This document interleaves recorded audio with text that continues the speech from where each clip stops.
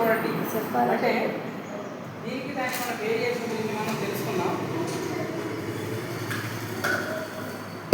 ఎవరన్నా దీంట్లో రేట్లు ఎక్కువ అనేవాడు ఎవరన్నా మీరు అన్నారు ఇందాక రేట్ ఎక్కువ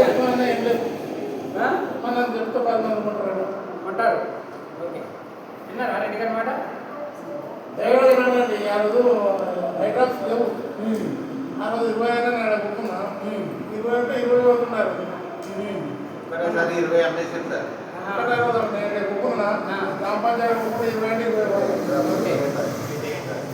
అది వ్యక్తిగత గురువులు అది ఒక్కొక్కరికి అర్థమైపోదు. అది మీ వ్యక్తిగత గురువు.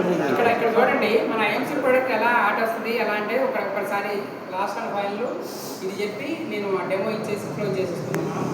ఇక్కడ ఐఎంసీ బ్రాండ్ ఫ్లోర్ బోర్డ్ ఉంది 100 ml ఉంది. ఇది 165 రూపాయలండి. 160 రూపాయలు. ఇది ఎంత ml? ఇది బాగా గుర్తుపెట్టుకోండి. ఎంత? 100. దీనికి ఎదురుగానే ఎక్స్ బ్రాండ్ రాస్తున్నా. X brand okay. ఇది 200 ml 48 రూపాయలు. ఏది కొంటారు చెప్పండి? ఐఎంసీ బాగుంది. 48 రూపీస్ ఉంటారు అందరూ. 48 రూపీస్ ఉంటారు. మనం కాదు జనరల్ పీపుల్ అయితే 48 రూపీస్ 200 ml వస్తుందని ఉంటారు. కొంటారు. ఇప్పుడు మరి దీన్ని వాస్తవంగా అయితే కొనేది అదే కదా జనరల్ పబ్లిక్ తెలియని వ్యక్తులు కొంటారు అది.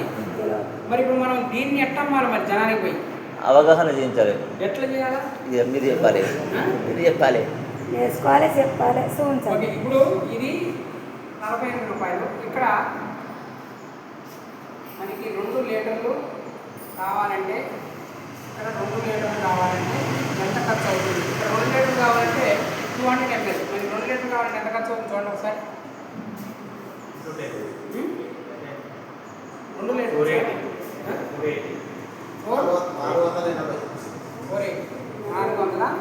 480 రూపాయలు ఖర్చు అవుతుంది. ఇది మీకు క్లారిటీగా ఏం చూపిస్తాను నేను. ఇప్పుడు ఇక్కడ 2 లీటర్లు ఇక్కడ కూడా కావాలి.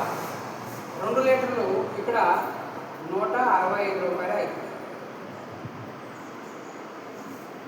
అర్థమైందా?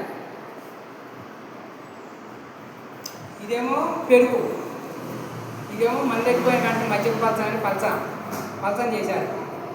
ఆ పలచని చేసింది పెరుగులాగా తయారు కావాలంటే అయితే కాదు. ఇది పెరుగు అవసరమైతే కొంచెం నీళ్ళు పోస్తే కొంచెం కొత్తగా చిలికితే గుజ్జుగానే తినొచ్చు.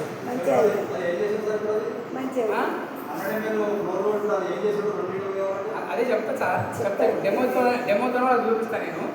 ఇది అంటే ఈ 2 డిఫరెంట్ ఏంటంటే మనకి ఎప్పుడైతే తక్కువలో ఉందో అటు ప్రాణం గుంజుతుంటుంది. తక్కువలో ధర తక్కువ అనిపించినప్పుడు ప్రాణం గుంజుతుంటుంది. అంటే దానిలో క్వాంటిటీ మనం చూసే పరిస్థితిలో లేవు. కాబట్టి ఇప్పుడు ఈ రెండింటికి సంబంధించిన డెమో చూసి మీరు దాని మీద మీరు చెప్పండి. మాట్లాడచ్చా? మాట్లాడు. అందరికీ తెలిసిన విషయమే ఈ మధ్యన సోషల్ మీడియాలో జరుగుతుంది. లైజాల్ గురించి నేను పక్కన పెడతాను. మీకు లైజాల్ అబద్ధం అని చెప్పడానికి చిన్న ఎగ్జాంపుల్. ప్రెగ్నెంట్ కాకపోవడానికి కారణం లైజాల్ కూడా ఒక కారణం. రికార్డ్ బంద్ చేయండి. ఇప్పటికే ఆ శివరంజని మేడము కోర్టులో కేసు కడతారు.